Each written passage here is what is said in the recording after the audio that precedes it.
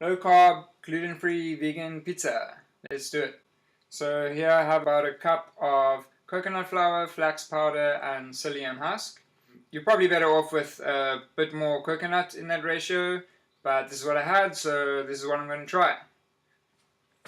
1 teaspoon of baking powder, some salt, about a teaspoon of any herbs or spice of your choice, and then just give that a quick mix.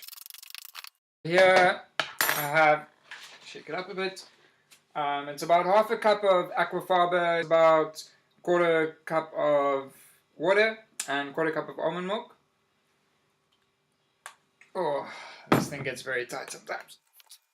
Wow.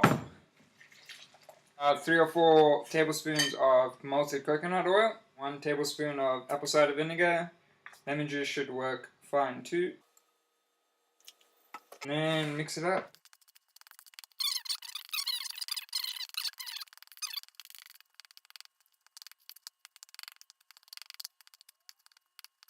Should be good. Place it on a baking paper and flatten it out. I didn't know where my roller was, unfortunately, so I had to use my spoon. Worked out alright.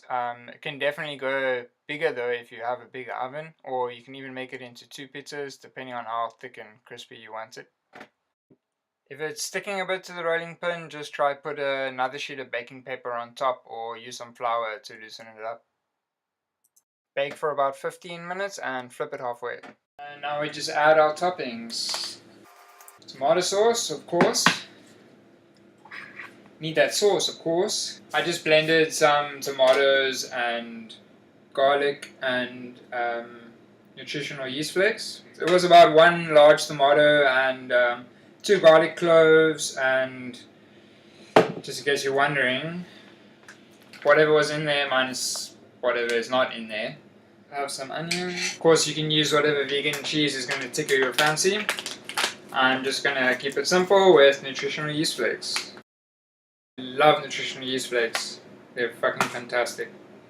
And now we're ready for the oven again. And it's done. I bet you guys can see the crispiness through the camera because, wow. I'm just going to add some avo and some parsley leaves and I'm going to eat it. I'm super excited, so thanks. You can go now.